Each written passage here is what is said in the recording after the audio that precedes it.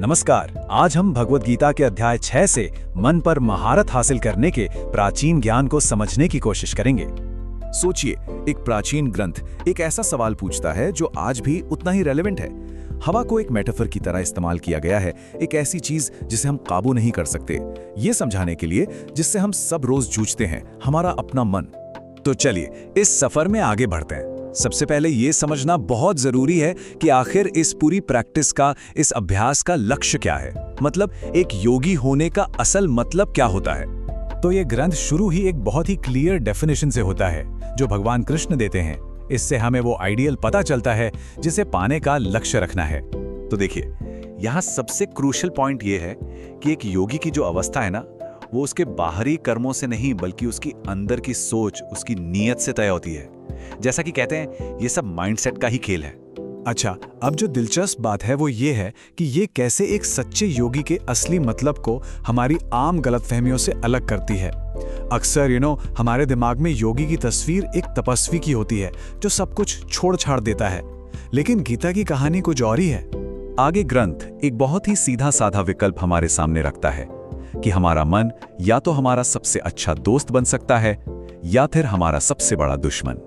और ये जो अंदर की लड़ाई है ना, ये जो इंटरनल कॉन्फ्लिक्ट है, ये श्लोक उसे बहुत ही खूबसूरती से दिखाता है।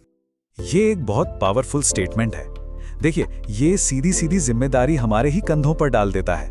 मतलब हमारे मन में शांति है या उथल पुथल, इसके लिए हम खुद ही जिम्मेदार हैं।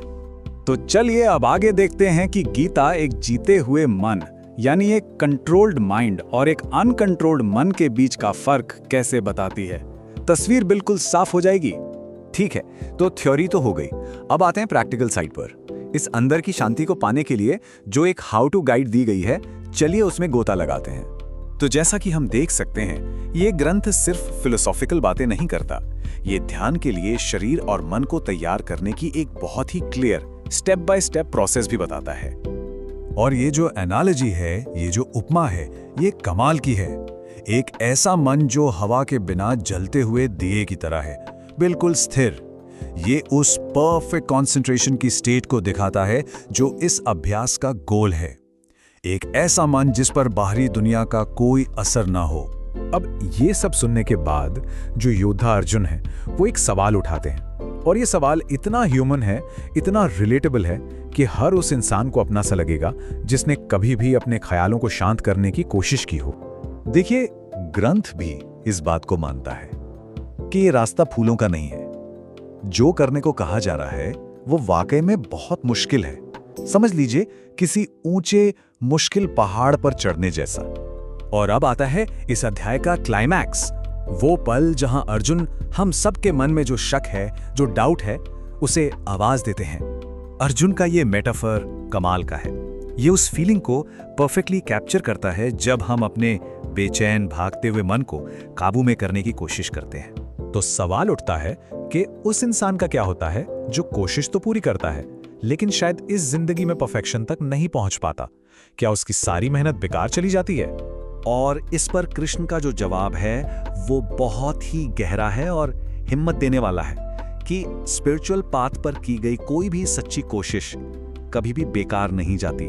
तो ग्रंथ आगे ये बताता है कि अगर कोशिश अधूरी भी रह जाए तो भी वो एक पॉजिटिव डायरेक्शन सेट कर देती है।